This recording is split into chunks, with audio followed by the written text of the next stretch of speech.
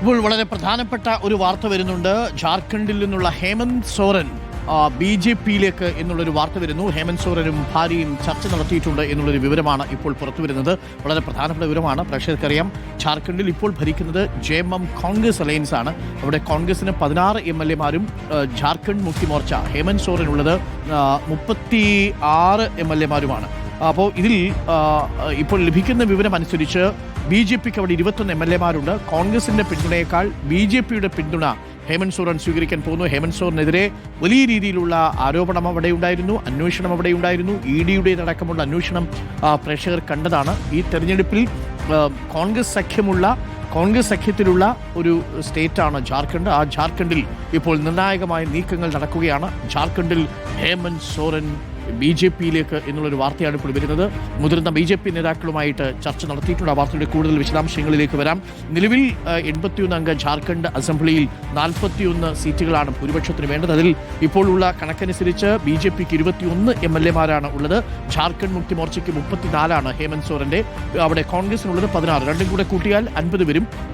ഇവർക്കിപ്പോൾ ലെഫ്റ്റിന്റെ 2ഉം RJD-യുടെ 2ഉം പിന്തുണയാണ് ഉള്ളത്. എന്നാൽ നിലവിൽ ഭൂരിപക്ഷം വേണ്ട 41 കോൺഗ്രസിന്റെ സഹായമില്ലാതെ തന്നെ കോൺഗ്രസിലെ ഒരു വിഭാഗവും പിളരാൻ പോകുന്നു എന്നുള്ളൊരു വാർത്ത കൂടിയാണ് ഇപ്പോൾ വരുന്നത്. 16 അംഗങ്ങളുള്ള ജാർഖണ്ഡ് മുക്തി മോർച്ച കോൺഗ്രസ് സഖ്യത്തിലെ കോൺഗ്രസിൽ നിന്നുള്ള 11 പേർ ഇപ്പോൾ BJP-യുടെ പിന്തുണയ്ക്ക് ഒപ്പമാണ് എന്നാണ് മനസ്സിലാക്കാൻ സാധിക്കുന്നത്. നിർണായകമായ വിവരങ്ങളാണ്. ഹേമന്ത് സോറൻ BJP-യിലേക്ക്. ജാർഖണ്ഡ് മുഖ്യമന്ത്രി ഹേമന്ത് സോറനും അദ്ദേഹത്തിന്റെ ഭാര്യ കൽപ്പന സോറനും ഡൽഹിയിൽ BJP നേതൃത്വവുമായി ചർച്ച നടത്തിയതായി വിവരം. സായ്കുമാർ, 16 MLA-മാരിൽ കുറച്ച് കോൺഗ്രസ് MLA-മാരും ഒരുപക്ഷെ ഈ വിമതപക്ഷത്തേക്ക് മാറിയേക്കാനുള്ള സാധ്യതയുണ്ടെന്നാണ് മനസ്സിലാക്കുന്നത്. വലിയ അട്ടിമറിയാണ് നടക്കുന്നത് ജാർഖണ്ഡിൽ, അല്ലേ സായ്കുമാർ?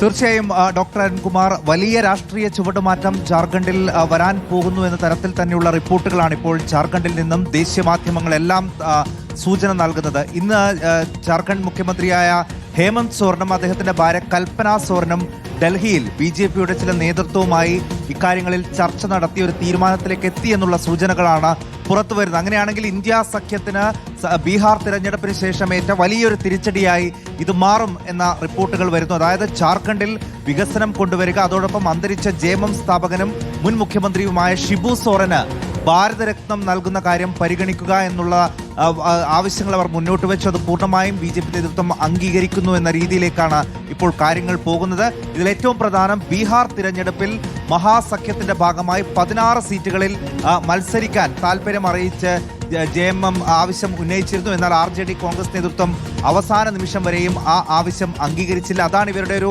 പ്രധാനപ്പെട്ട ഇപ്പോഴത്തെ ഈ ഒരു തീരുമാനത്തിലേക്ക് നയിച്ച കാരണം എന്നുകൂടി ഇപ്പോൾ പുറത്തു വരുന്നത്. അതോടൊപ്പം നമുക്കറിയാം, ഹേമന്ത് സോറന് അഴിമതി ആരോപണങ്ങളുമായി ബന്ധപ്പെട്ട് അന്വേഷണം നേരിടുന്നുണ്ട്.